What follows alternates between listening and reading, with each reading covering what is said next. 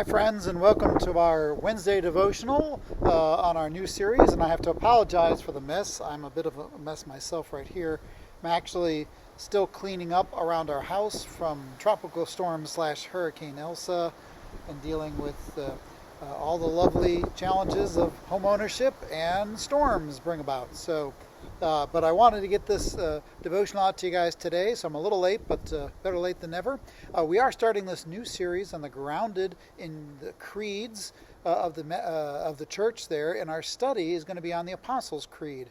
And it's going to be a great study over the next several weeks of the Apostles' Creed and what we can learn from that core understanding of our faith tradition and what that means for us today.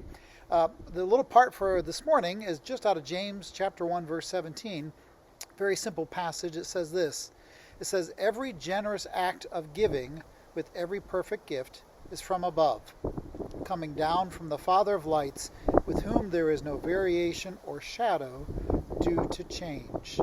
Now, stepping back for a moment, the book of James here, it's talking about, in general, our faith in action, that we are called to put our faith to the test, whether times get tough, whether it's good times, but we're called to put our faith into action there. And so this particular passage in chapter 1, verse 17, is a reminder of the source of all goodness, every perfect gift, every generous act, the things that we consider the gift of love, if we were to summarize in general, all of these come from the author of love through God. They're all sourced from God.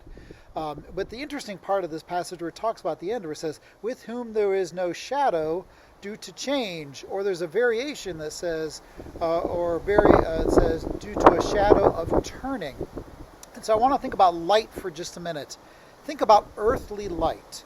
Two different things. Number one, we think of light on earth here. Number one, there is a finite amount of time for light.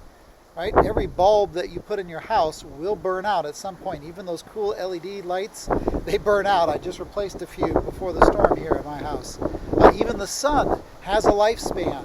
It's a long lifespan, but the sun won't burn brightly forever. It will come a time where that burns out too. So there's a finiteness to earthly light. And the second thing is, with earthly light casts a shadow.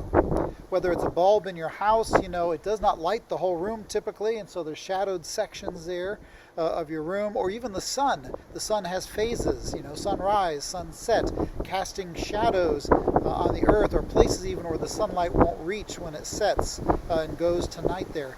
But when we think about the light of God, which is what James is talking about here, first, the light of God is timeless. It is eternal. It will not burn out over time. You don't have to replace a bulb there at all. The light of God is simply eternal. It is always has been, always is, and always shall be. And the second thing about the light of God is it's consistent. There are no shadows of darkness. There are no places where the light of God cannot reach us.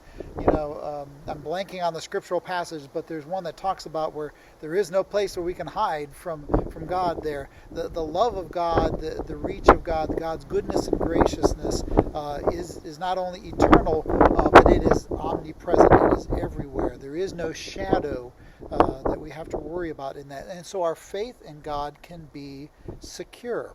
And so my prayer for you this week is that in our faith in God, that we lift up those times that are good, but also those tough moments too, that we are called to put our faith into action. But first, remembering that our faith, that God's love for you and me is timeless. All right, it's not going to burn out. It is there eternally for you and for me. And the second thing is there is no place where God cannot reach us.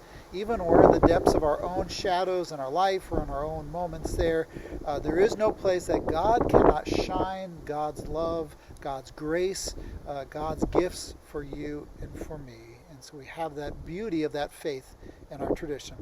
I look forward to this new study together as soon as I finish cleaning up the rest of the house here.